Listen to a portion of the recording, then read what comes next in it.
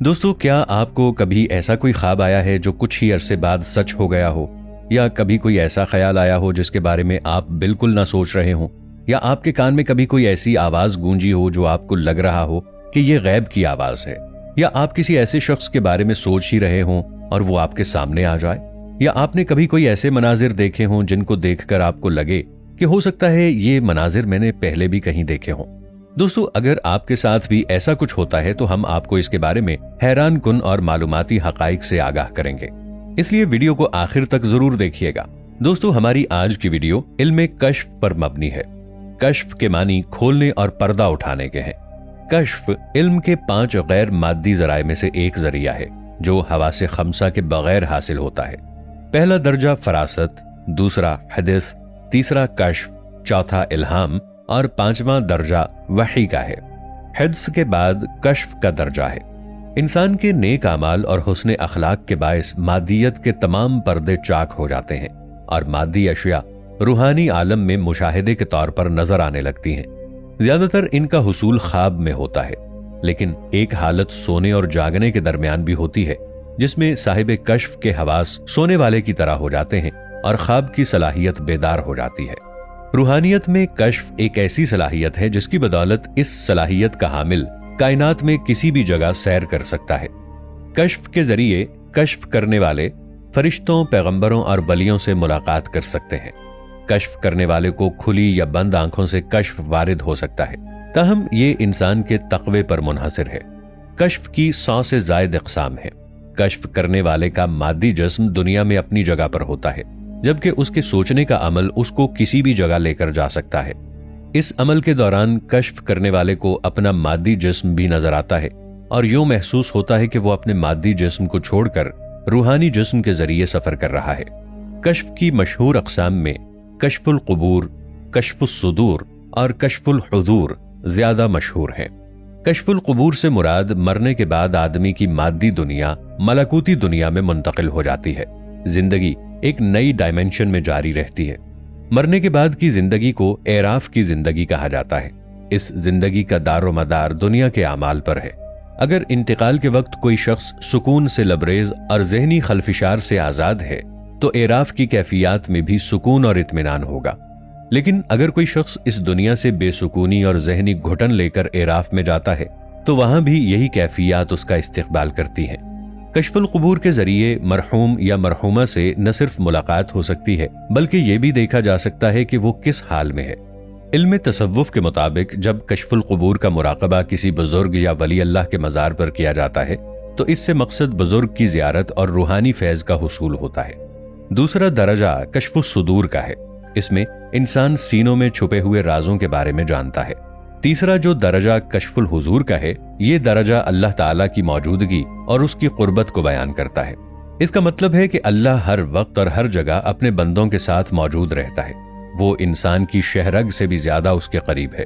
یہ درجہ انسان کو اللہ تعالیٰ کے ساتھ قربت کا احساس دلاتا ہے۔ تاہم کشف کے صحیح ہونے کی کوئی ضمانت نہیں ہے۔ کشف شیطانی اور رحمانی دونوں طرح کا ہو سکتا ہے، کیونکہ کشف کے شیطانی یا رحمانی ہونے میں فرق وہی لوگ کر سکتے ہیں جو صاحب مرتبہ ہوتے ہیں۔ بعض اوقات ایسا بھی ہوتا ہے کہ کچھ لوگوں کو غیر ارادی طور پر کشف ہونے لگتا ہے، لیکن روحانیت کشف کی مرتبے کی ضمانت یا باعث عروج صلاحیت نہیں سمجھا جاتا۔ دوستو، حضرت محمد مصطفیٰ صلی اللہ تعالی علیہ وآلہ وسلم کی ایک بہت ہی مستند حدیث ہے۔ اس حدیث میں آپ صلی اللہ علیہ وآلہ وسلم نے فرمایا کہ سچے خواب نبوت کا 40واں حصہ ہیں، یعنی سچے خوابوں کی حقیقت سے انکار نہیں کیا جا سکتا۔ جہاں تک وحی کا تعلق ہے تو یہ وحی 2 طرح کی ہوتی ہے۔ ایک وحی کو وحی جلی کہا جاتا ہے اور دوسری وحی کو وحی خفی کہا جاتا ہے۔ وحی جلی کا سلسلہ نبیوں اور پیغمبروں کے ساتھ ہی ختم ہو گیا تھا، جبکہ وحی خفی کا سلسلہ اب تک جاری ہے۔ آج بھی کائنات کی طرف سے آنے والے پیغامات انسانوں کو الہام و کشف کے ذریعے ہی ملتے ہیں۔ بعض اوقات یہ الہامی پیغامات کوڈ ورڈ میں ہوتے ہیں اور ان پیغامات کو کھولنے کے لیے تعبیر کا علم ہونا نہایت ضروری ہے۔ اللہ تعالیٰ اپنے نیک بندوں کے ذریعے بہت سے پیغامات ہماری اس دنیا میں بھیجتا ہے۔ جو وحی نبیوں پر نازل ہوتی ہے اس میں خطا کا بالکل امکان نہیں ہوتا، مگر وحی خفی جو ایک عام انسان پر نازل ہوتی ہے اس میں خطا کا امکان موجود ہوتا ہے۔ اکثر انسان ان پیغامات کے بارے میں مختلف قیافے لگاتا ہے، مگر ان پیغامات کے اصل مقصد تک نہیں پہنچ پاتا۔ کشف کو اگر روحانی اصطلاح میں دیکھا جائے تو کشف ایسے امور سے پردہ اٹھانے کا نام ہے جو ظاہری آنکھوں سے غائب ہیں۔ کشف کے ذریعے انسان مستقبل میں ہونے والے واقعات، حرکات و سکنات کے بارے میں جان سکتا ہے۔ دوسرے الفاظ میں کسی پردے والی چیز کا بے پردہ ہونا کشف کہلاتا ہے۔ یہ ایک ایسی روحانی طاقت ہے جو انسان کو اندھیروں میں دیکھنے کے قابل بناتی ہے۔ اکثر لوگ یہ جاننا چاہتے ہیں کہ کشف حاصل کیسے ہوتا ہے، تو علم تصوف کے مطابق جب کوئی انسان اپنے آپ کو اللہ کی راہ میں فنا کر لیتا ہے، معرفت الہی کی سیڑھیاں چڑھنا شروع کر دیتا ہے، جب انسان کی زندگی کا پہلا مقصد اللہ تعالیٰ کی رضا اور اس کی خوشنودی حاصل کرنا بن جاتا ہے، وہ سیدھے راستے پر چلنا شروع کر دیتا ہے اور اللہ کے فضل کا طلبگار رہتا ہے۔ انسان جب اس مقام پر پہنچ جاتا ہے تو اللہ تعالیٰ اسے مختلف انعامات سے نوازتا ہے۔ اللہ تعالیٰ جو انعامات اس انسان کو نوازتا ہے، اس میں سے ایک انعام علم کشف بھی ہے۔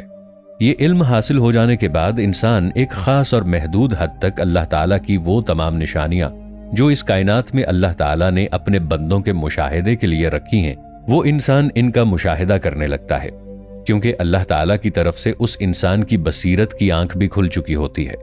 وہ ان چیزوں کی تہ تک بھی پہنچ جاتا ہے جن کو عام آنکھ نہیں دیکھ سکتی۔ جب انسان اس مقام تک پہنچ جاتا ہے کہ اللہ کا نور اس کے دل میں اتر جائے، تو اس انسان کو اس نور کے توسط سے جو بینائی عطا کی جاتی ہے، اس بینائی کا نام کشف ہے۔ اور اسی بات کو مد نظر رکھتے ہوئے نبی کریم حضرت محمد مصطفیٰ صلی اللہ تعالی علیہ وآلہ وسلم نے ارشاد فرمایا کہ مومن کی فراست سے ڈرو، کیونکہ وہ اللہ کے نور سے دیکھتا ہے، اور جو شخص اللہ کے نور سے دیکھنے کے قابل ہو جاتا ہے، وہ اس نور کے ذریعے 7 پردوں میں چھپی ہوئی چیز کو بھی دیکھ لیتا ہے۔ اس کشف کی بھی عام طور پر 2 اقسام ہوتی ہیں۔ ایک کشف اختیاری، جو انسان کے اپنے اختیار میں ہوتا ہے، وہ جب بھی خود چاہے کشف کی کیفیت میں جا سکتا ہے اور کسی بھی چیز کی معلومات اس کے دل میں اترنا شروع ہو جاتی ہیں، جبکہ دوسرا کشف غیر اختیاری ہوتا ہے اور یہ ہر وقت انسان پر حاوی رہتا ہے، اور کسی بھی وقت اللہ تعالیٰ کا بھیجا ہوا پیغام اس کے دل میں اترنا شروع ہو جاتا ہے۔ کشف کی اس دوسری قسم پر انسان کا اختیار نہیں ہوتا۔ کشف ایک ایسا علم ہے جو اللہ تعالیٰ کے نور سے روشن ہوتا ہے۔ اللہ تعالیٰ نے 18,000 جہان پیدا کیے ہیں۔ یہ جہان ہماری نظروں سے اوجھل اور پوشیدہ ہیں۔ اگر ہم اللہ تعالیٰ کے قرب کی کوشش کریں اور معرفت الہی تک پہنچ جائیں تو یقیناً کشف کے ذریعے ہماری آنکھ وہ جہان بھی دیکھ سکے گی۔ ہم اپنے جسم کی خوراک کا بندوبست کرنے میں لگے رہتے ہیں، مگر ہم یہ بھول جاتے ہیں کہ ہماری روح کی بھی ایک خوراک ہے، اور وہ خوراک ذکر الہی ہے۔ آج بہت سے لوگ اس بات کے دعوے دار ہیں کہ ان کے پاس کشف کا علم ہے، تو ان لوگوں کو پرکھنے کا صرف ایک ہی پیمانہ ہے جس سے یہ پتہ چل سکے کہ ان کے پاس اللہ تعالیٰ کے پیغامات آتے ہیں کہ نہیں۔ اگر ان کے پاس وہ پیغامات آتے بھی ہیں، وہ پیغامات رحمانی ہیں یا شیطانی ہیں۔ اگر تو انسان کا سونا، جاگنا، اٹھنا، بیٹھنا، نماز، روزہ، زکوٰۃ، دین، دنیا، سب کچھ اللہ تعالیٰ کے احکام کے تابع ہیں، وہ انسان دنیا کی کسی بھی چیز کا طلبگار نہیں ہے، اسے دنیا کی کسی بھی چیز سے سروکار نہیں ہے۔ وہ اپنی تمام دنیاوی خواہشات کو چھوڑ کر صرف اللہ تعالیٰ کی خواہش کا طلبگار ہے، اور اگر اس کا کردار خود بتا رہا ہو کہ وہ حصول الہی کا طلبگار ہے، تو پھر اس کی طرف آنے والے پیغامات اللہ تعالیٰ کی طرف سے بھیجے گئے پیغامات ہی ہوں گے، یعنی کہ رحمانی پیغامات ہوں گے۔ دوسری طرف کشف کا دعویٰ کرنے والا شخص دنیا دار ہے، اپنی خواہشات کا تابع ہے، اپنے نفس کا غلام ہے، نماز، قرآن اور روزے سے اس کا دور دور تک کوئی تعلق یا واسطہ نہیں ہے، تو اس میں کوئی شک نہیں کہ اس انسان کو شیطانی وسوسے آتے ہیں۔ یہ کشف اس انسان کو حاصل ہوتا ہے جس پر اللہ کی خاص عنایت ہو۔ مرنے کے بعد انسان کا جسم مٹی ہو جاتا ہے، کیونکہ وہ مٹی سے بنا ہوتا ہے، مگر اس کی روح عالم برزخ میں پرواز کر جاتی ہے۔ علم تصوف کے مطابق کشف قبور کے علم کے ذریعے نیک لوگ یہ اندازہ لگا سکتے ہیں کہ قبر میں انسان کا جسم کس حال میں ہے اور عالم برزخ میں اس کی روح کون سے عالم میں ہے۔ آیا یہ نیک لوگوں کے ساتھ ہے یا بد لوگوں کے ساتھ؟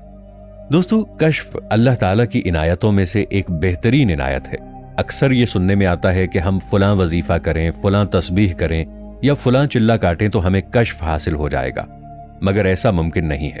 کشف ان سب سے بہت اوپر کی چیز ہے، کیونکہ یہ علم اللہ تعالیٰ خاص دلوں میں نازل فرماتا ہے، ایسے دل جو صرف اللہ کے حصول کے لیے دھڑکتے ہیں۔ ایسے دل جو اللہ تعالیٰ کی وسیع کائنات کا مشاہدہ کرتے ہیں اور اس میں غور و فکر کرتے ہیں۔